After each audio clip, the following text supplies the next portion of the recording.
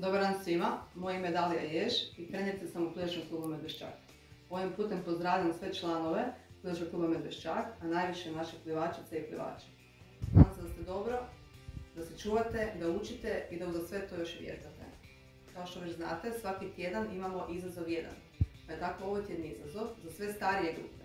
Preskakivanje vijeća u 1 minuti, ali da bude malo zanimljivije, morate preskakivati vijeću sa jednim članom vaše obitelji, koji nije plivač. Možete raditi sa jednom vijećom, sa 2 vijeće, sve ovisi o vašoj spretnosti. Grupe koale i grupe pande, vaš je zadatak napraviti u 30 sekundi što više čučnjeva, također sa jednim članom vaše obitelji. Sad, koala i pande, pazite da čučnjev bude pravilno izveden, znači da imate raskoračni stav, da su leđa ravna, ruke ispod tijela, radite čučnjev do pola i vraćate se nazad. I najvažnije od svega, pobjednici će biti oni koji najviše puta preskoče vijeću, odnosno naprave što više čučnjeva u 2 kategorije, sa članom svoje obitelji i posebno u individualnoj kategoriji.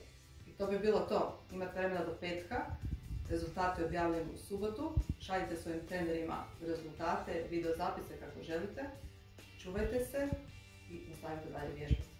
Lijepi pozdrav!